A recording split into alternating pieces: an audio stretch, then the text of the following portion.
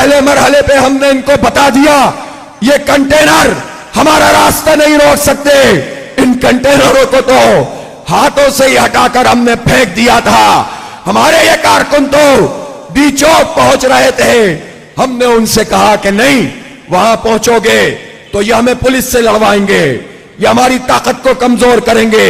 हमें तो अपने इस मुल्क की पुलिस के सिपाही भी अजीज हैं। इनको आग में झोंक देते हैं और देते इनको भी क्या है, बदनाम तो ये बेचारे बहुत होते हैं कि रिश्वत ये लेते हैं।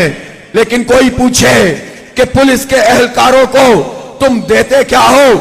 तुम एक तरफ इनको कुछ देते नहीं हो, इक्विप नहीं करते हो, फिर बार बार इंसानों से, अपने ही शहरियों से लड़वाते हो, बदनाम करते हो।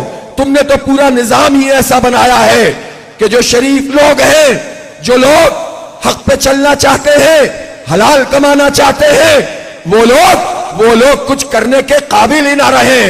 रिश्वत पर उन्हें मजबूर करते हो, झूठ पे मजबूर करते हो, धोखे पे मजबूर करते हो।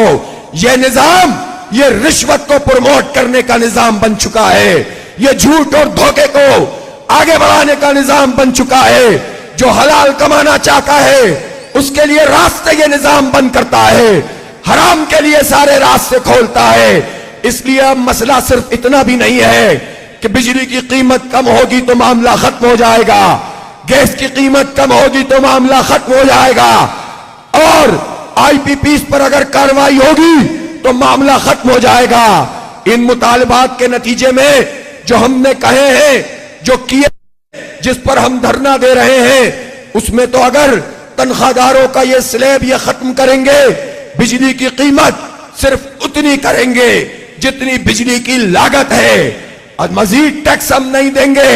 अगर ये करेंगे कि आईपीपी को लगाम देंगे, ये करेंगे कि पेट्रोल की लेवी खत्म करेंगे, ये करेंगे कि सबको, चलो 1000 नहीं माफ करते हैं, 1300 सीसी पे सबको आना पड़ेगा। सबको 1300 सीसी से बड़ी कोई गाड़ी नहीं मिलनी चाहिए। ये करेंगे तो ये जिद्दोजहद खत्म नहीं होगी, हक दो आवाम को तहरीक खत्म नहीं होगी। ये धरना तो इसी सूरत में खत्म होगा जब ये सब मुतालिबात माने जाएंगे। लेकिन इसके बाद तो इस निजाम को जड़ से उखाड़कर फेंकने की तहरीक का नया आगाज होगा इंशाअल्लाह। इस तवील जिद्दोजहद के लिए आप तैयार हैं कि नहीं तैयार हैं? मेरी बहनें तैयार है कि नहीं तैयार है? नौजवान तैयार है कि नहीं तैयार है? और जब आप तैयार हैं तो आपका ये जज्बा, आपका ये हौसला, आपका ये वलवला, आपका ये अज़्म मुझे भी हौसला देता है, मेरे हौसलों को भी जवान करता है। जब ऐसे लोग मौजूद हैं, कोई मायूसी की जरूरत नहीं है।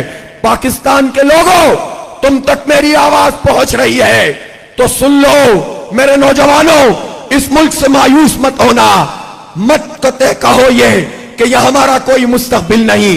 हमें मालूम है तुम्हारे लिए तालीम के रास्ते बंद किए जाते हैं।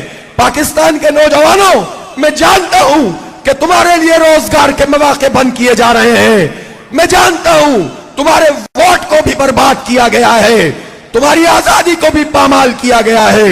मैं जानता हूं नौजवानों, जब तुम घरों में पहुंचते हो तो अपने माँ बाप की निगाहों का सामना नहीं कर पाते हो। जब बिजली के बिल की कीमत नहीं होती, उसको अदा करने की सकत नहीं होती, तो तुम परेशान होते हो, तुम्हारे माँ बाप परेशान होते हैं। तुम अपनी बहनों की छोटी छोटी फरमाइशें पूरी नहीं कर पाते हो। मैं जानता हूं तुम्हारी तकलीफों को, लेकिन नौजवानों, ये तकलीफें बहुत आर्जी हैं। मायूस हो जाओगे तो ये जालिम ताकतवर हो जाएंगे। तुम उम्मीद के चिराग जलाओ, यकीन से हम किनारो, हमारे हाथों में हाथ डालो, हमारे साथ मिलकर चलो। इस पाकिस्तान को सही मानों में एक आजाद पाकिस्तान बनाएंगे इंशाअल्लाह। नौजवानों का पाकिस्तान बनाएंगे। मैं पूछना चाहता हूं कि यह आईपीपी का जो धंधा है, इसमें हमारी इंस्टॉल कैपेसिटी 41,000 मेगावाट है और हमारी जो खपत है इस वक्त वो 20-22 हजार मेगावाट। जो पीक आवर्स की खपत है वो भी 30-35 हजार मेगावाट, 30,000 मेगावाट, फिर इजाफी पैसे हमें देने पड़ते हैं। मुझे ये बताया जाए कि ये जुल्म जो तुमने किया है, क्या सोचकर किया है कि लूटते रहोगे और कोई पूछेगा भी नहीं, खाते रहोगे, कोई आवाज भी बुलंद नहीं करेगा, कोई हुकूमत में आएगा तो इन्हीं आईपीपीज वालों को अपने साथ शामिल कर लेगा, तो फिर तुम ये चाहते हो कि ये धंधा चलता रहे। मैं ये पूछना चाहता हूं, क्या प्लान था तुम्हारे पास? मैं बताता हूं हमारे पास क्या प्लान है। हमारे पास प्लान ये है कि इन आईपीपीज को, कि जो फ्रॉड की बुनियाद पर बनी थी, जिसके मुआहदों में धोखे शामिल हैं, जिन्होंने इंपोर्टेड कोल पे ये सारे प्राइस को फिक्स किया और जो गन्ने का भूख है उसके ऊपर प्लांट चलाते हैं, जिन्होंने अपनी कैपेसिटी ओवर कैपेसिटी करके दिखाई है, जिन्होंने धोखा दिया है, उनको फौरन बंद किया जाएगा, बंद किया जाएगा। यह मुतालबा मनवाया जाएगा इंशाअल्लाह ताला आपके अज़्म और इस्तिकामत के नतीजे में। और फिर जो हमारी इंस्टॉल्ड कैपेसिटी है उसको हम अपने नेशनल ग्रिड में लाएंगे और इस नेशनल ग्रिड को इंप्रूव करेंगे। जो इन्वेस्टमेंट हमारी ट्रांसमिशन और डिस्ट्रीब्यूशन में होनी चाहिए थी, वो आईपीपीज वालों के पेट भरने में इन जालिमों ने लगा दी है। मैं तो ये पूछना चाहता हूं कि एक तरफ दुनिया में ये सवाल पैदा हो रहा है कि टेक्नोलॉजी बढ़ रही है, एआई का जमाना हो गया है। नौजवानों, ये बातें गौर से सुनो कि एआई के इस जमाने में हमें ये कहां पर लाकर डाल रहे हैं। ट्रम्प कहता है कि हमारी हुकूमत आएगी तो हम अपनी जो इलेक्ट्रिसिटी है और पावर है उसको डबल करेंगे, क्योंकि आइंदा 5 साल में एआई में जो हमें डेटा सेंटर बनाने हैं उनको इतनी बिजली चाहिए कि जिसके नतीजे में हम एआई की बुनियाद पर आगे बढ़ सके और रूल कर सकें। वो तो इस तरह सोच रहे हैं और हम इस तरह सोच रहे हैं कि हम इन मगरमच्छों से, इन दरिंदों से अपनी जान कैसे छुड़ाएं।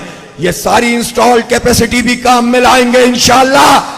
लेकिन जो हमारी असल ताकत है, हमारी विंड है, हमारी ये जो सोलर की ताकत है, इसका जो हीट इंडेक्स है, जो रेडिएशन इंडेक्स जगह जगह बेहतरीन है, और हमारे पास एनर्जी के जो हाइडल के मौके मौजूद हैं, इंशाअल्लाह इन सबको बुरुए कार लाएंगे और बिजली की कीमतों को उतना ही कम करेंगे जितनी कम ये होनी चाहिए।